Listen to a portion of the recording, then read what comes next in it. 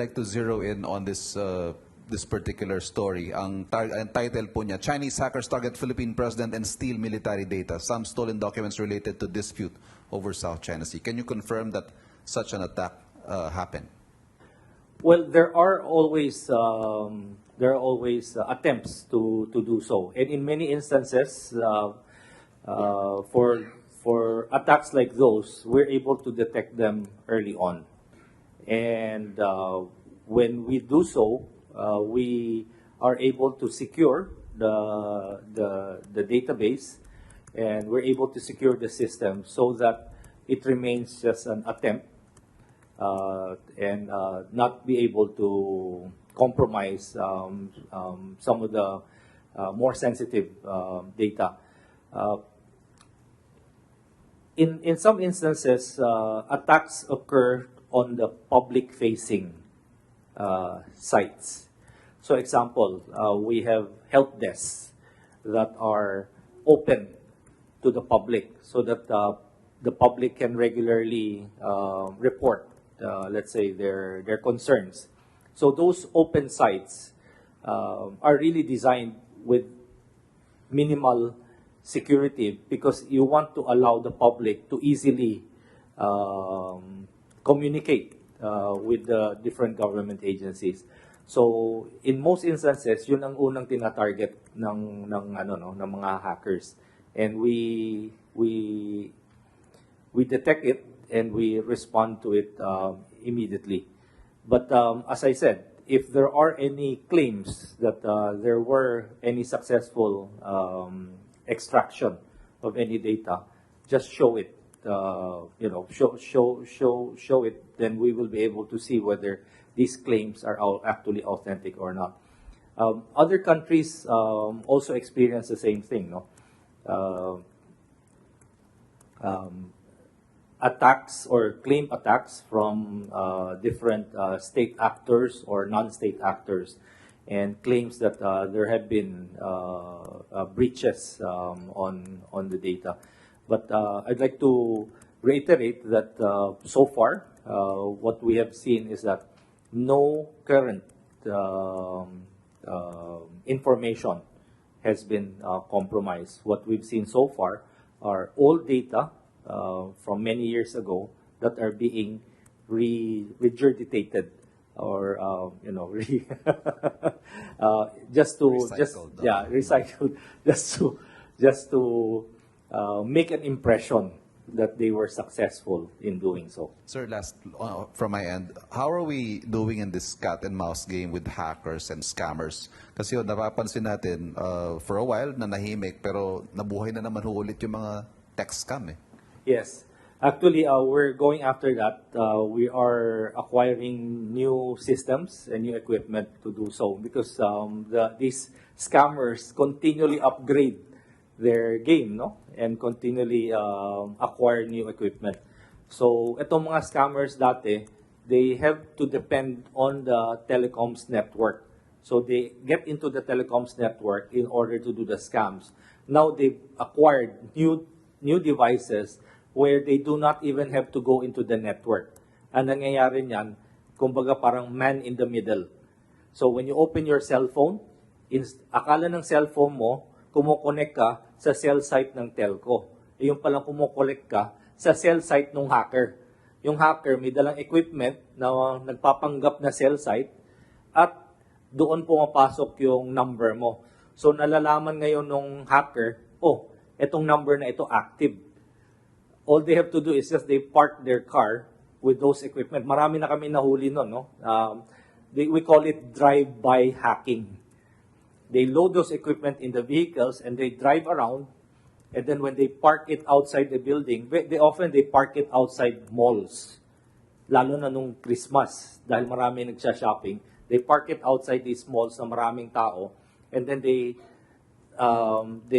misdirect all the cell phones to think that it is a legitimate telco site, and then they capture all those numbers. Once they capture all those numbers, they now do a text blast to those numbers. And they can put anything on their, they can put a bank's name, a telco's name, a credit card's name on that text, making you believe that you actually are receiving a text from that. Dati kasi, yung mga numbers, yung mga letra na yan, the names, you need to be in the network. And the telcos will have to give you the right to put those names on the network to send those texts blasting. But now these new equipment are very modern and they can do that. So the deception is even more effective because of that. So what we're doing is, again, as you mentioned, it's a cat and mouse thing.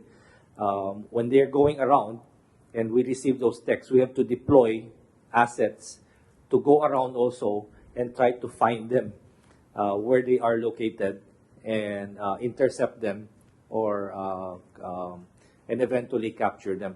Marami na tayong nahuling gano'n, no? Most of these equipment are actually smuggled in because they are illegal. They're illegal. But sometimes kasi itong mga equipment ginagamit rin ng mga politicians, especially during campaign season. Dahil gusto nila mag-text blast ng mga campaign nila. So those are the same type of equipment that are currently being used by the scammers or the hackers.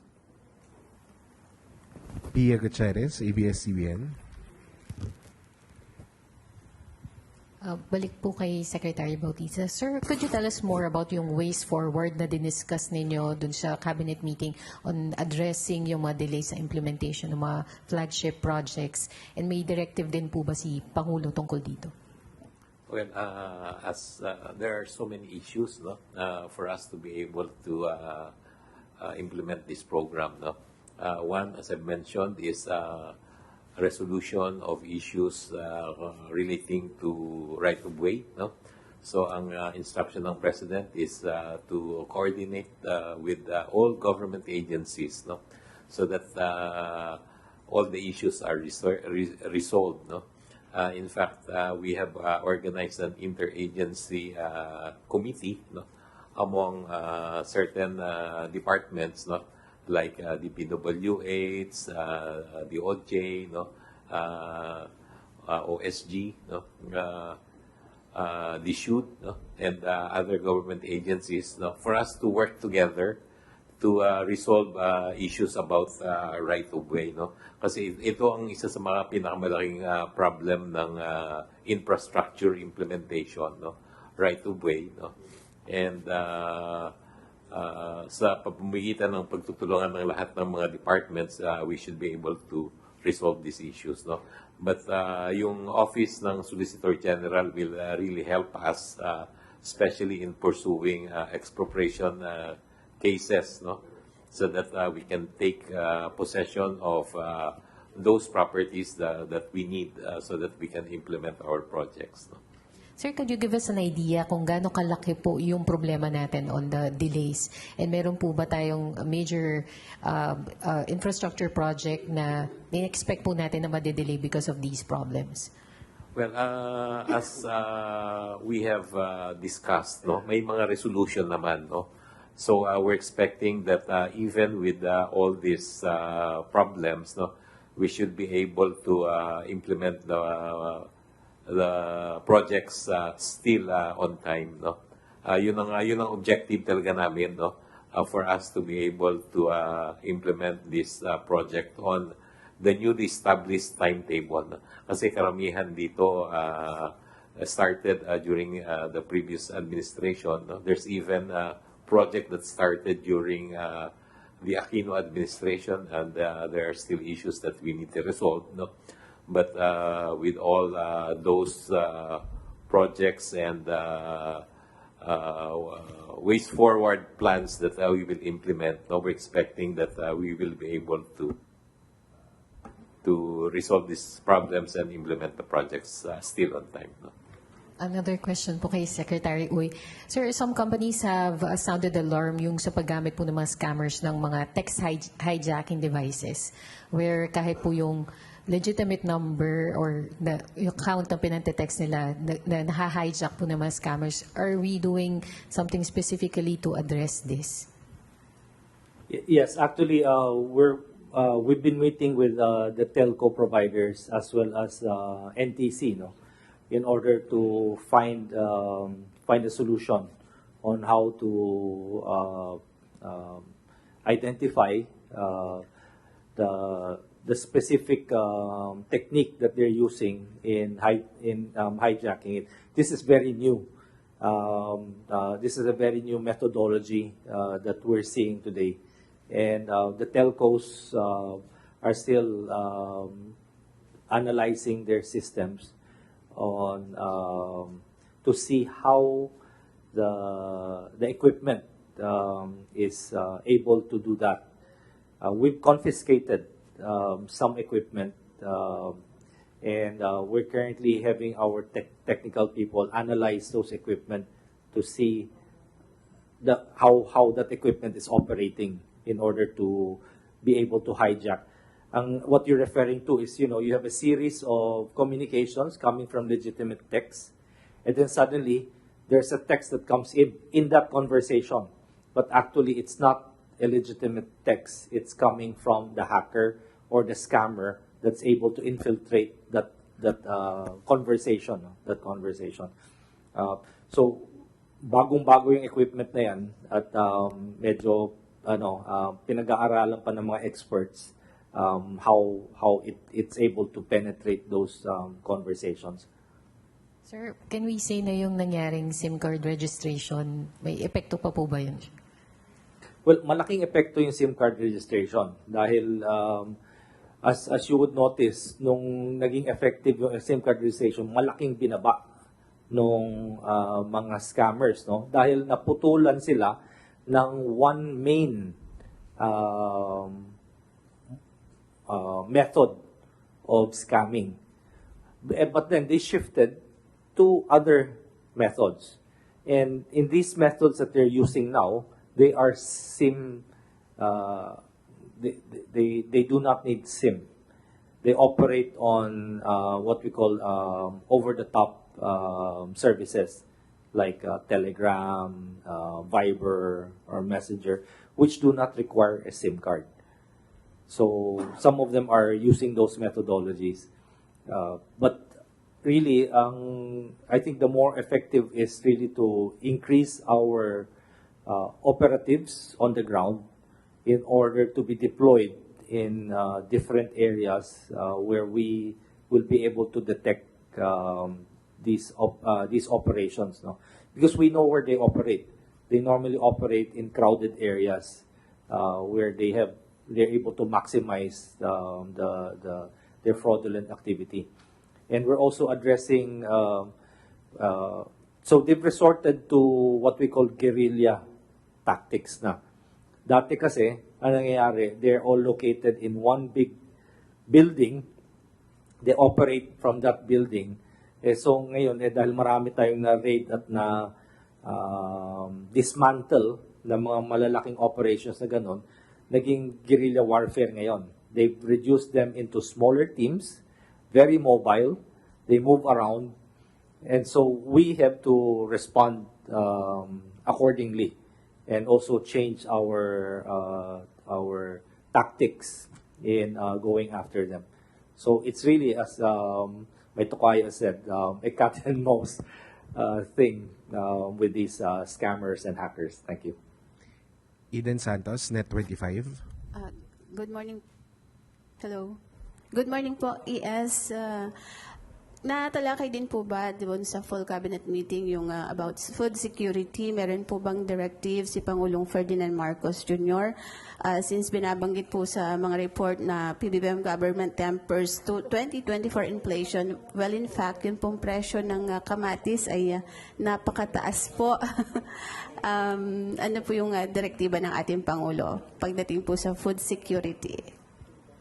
Yung tanong tungkol sa food security, kung natalakay, wala kaming oras na tinalakay yung sa Department of Agriculture, pero kagaya nung pinauna namin kanina, si Presidente will makikipag-confer na lang doon sa relevant secretaries later on doon sa kanyang private office. No? But for the full cabinet discussion, yung mga hindi natalakay, ganun ang mangyayari. Doon po sa inflation, sinasabi po na pababa yung trend. Pero mukhang hindi naman po nararamdaman sa laylayan dahil po sa matataas pa rin yung presyo ng mga bilihin, gaya nga po ng kamatis at iba pang mga gulay, bukod po dun sa mga talagang nananatiling mataas na mga presyo na bigas, karne, isda. Huwag kayong mag-alala at ang gobyerno ay tinututukan lahat yan. Parang natural na nangyayari ko minsan per commodity. Yung right now, ang star of the moment is kamatis. No? Napansin namin yan. At other times, mostly bigas. Mula nung umpisa ng paninilbihan ko sa kabinete, nagtataka kami kung paano pa mangyari yan. There is sufficient supply, but the prices don't go down.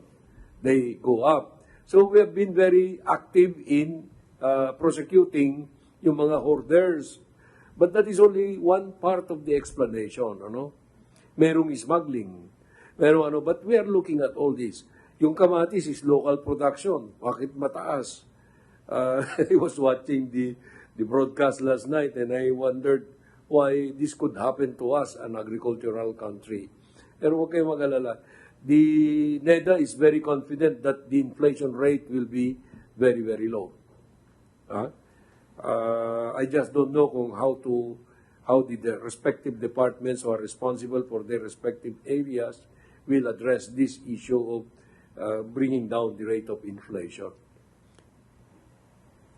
Thank you, ES. Ana Badjo, GMA News Online.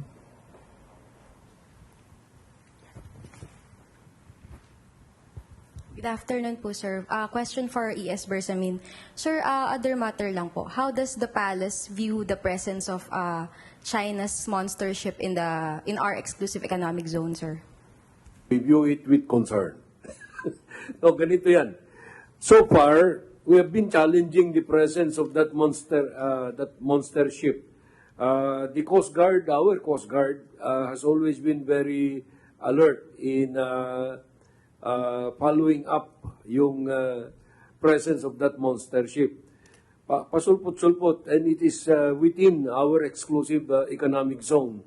So, tina-challenge yan. If you look at the YouTube channel, makikita ninyo where there were many occasions na tina-challenge ng ating mga Coast Guard vessels yung kanila.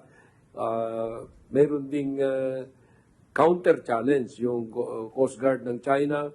But it all works well in the end kasi nothing confrontational happens.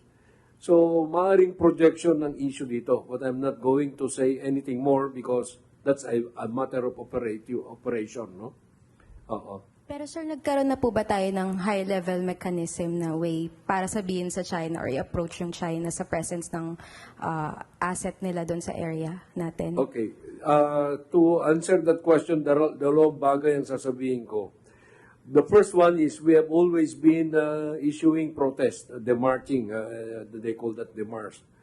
And the other one is there is a permanent apparatus for that, the vice ministerial level. Every now and then nag-alternate ang Beijing at saka Philippines, Manila, to host that vice ministerial level conference. So, this is the precise issue that they address, yung peaceful settlement of that dispute in the West Philippine Sea. Yung West Philippine Sea is the one that covers our maritime domain, the EEZ, and our territorial sea. No? Beyond that, wala tayong control doon, so we do not deal with that issue. That's international. So every now and then, nagmi-meeting yung the undersecretary natin, si Undersecretary Lazaro on our part, and the other side is the Vice Minister for this particular issue that is there in Beijing. So nag-alternate yan. Sir, sorry, other matter lang din po. May information na po ba yung palace regarding sa pag-alis daw po ni Hitman Edgar Matobato sa Pilipinas? wala kaming masabi dyan dahil we have no connection with Mr. Matubato. No? Whatever is his purpose in going out, we cannot control that. But if he intends to go to testify in another forum, that's also beyond our control. No? Hindi namin siya ina-encourage, hindi rin namin siya dinidiscourage. Thank you, sir. Julie Aurelio, Inquirer. Hello, sir. Good morning. Kay ES Bersamin po, earlier, SSS President Teclaro said that they will continue with the contribution hike of the SSS. May I ask if calls for the suspension of the said hike has reached the President and what are his thoughts on it? Thank you. Actually, tungkol dun sa hike sa SSS, I think the SSS decided that last year pa. Programmed kasi yan eh. They increased yung, what I know is they increased yung monthly minimum na benefit for 4,000 to 5,000. Tapos there were other expansions of benefits. And to address that expansion, dinagdagan nila ng 1% lang naman yung contribution.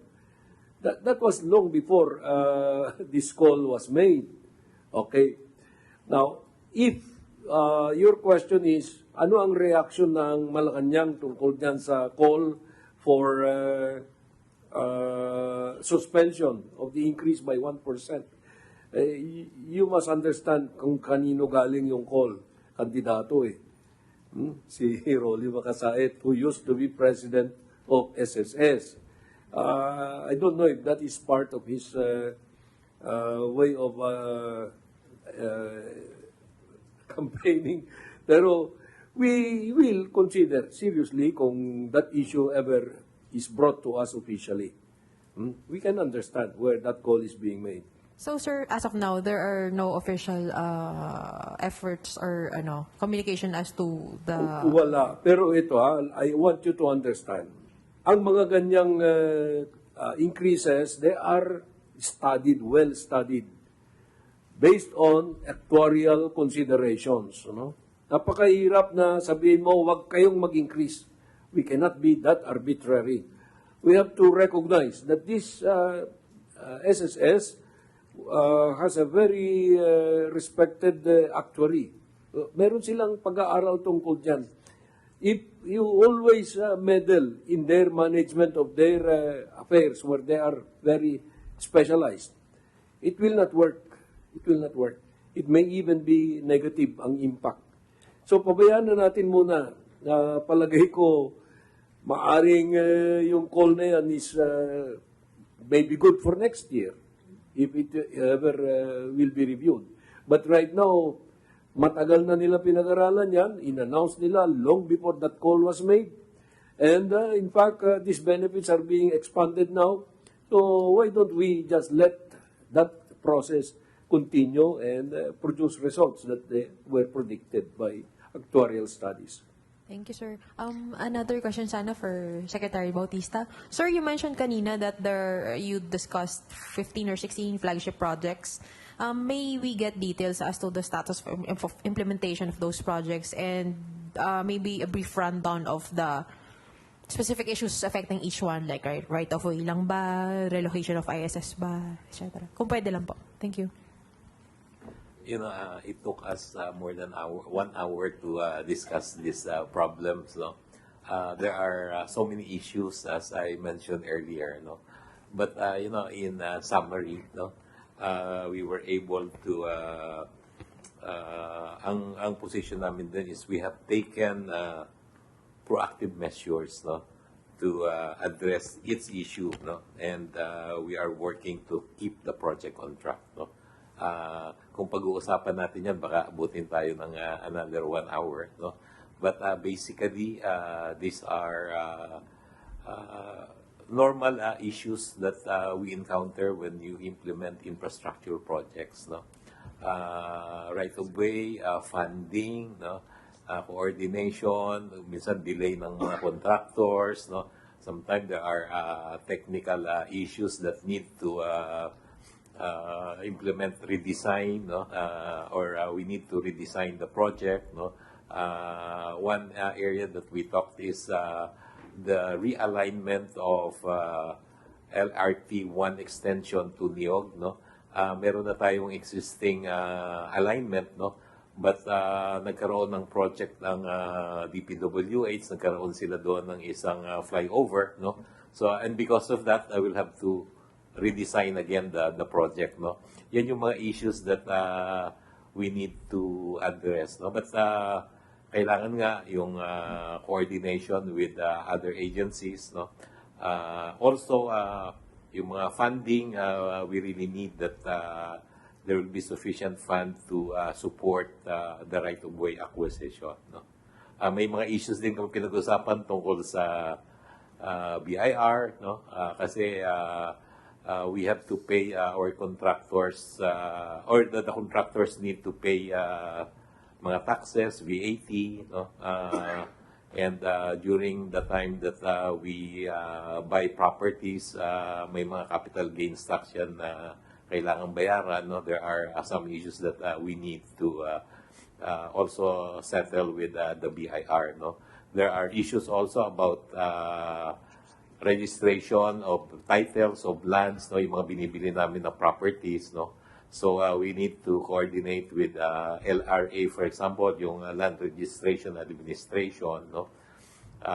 There are issues about some assets that are being questioned by local governments, no? So napakaraming issue, but as I mentioned, we have discussed measures and programs so that we can implement the project on time. Thank you, sir. Tuesday New, DZBB. Good afternoon, gentlemen. To Secretary Uy, please. Sir, sabi yung kanina ay naging effective naman yung implementation ng SIM Registration Act.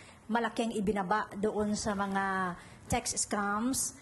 Pero nabanggit nyo rin, sir, na nag-shift na ng methods ngayon ang scammers. So, may initiative po ba or move ang DICT na sa Congress na amyendahan itong batas na ito para makasabay din sa pagkontra dun sa mga scammer?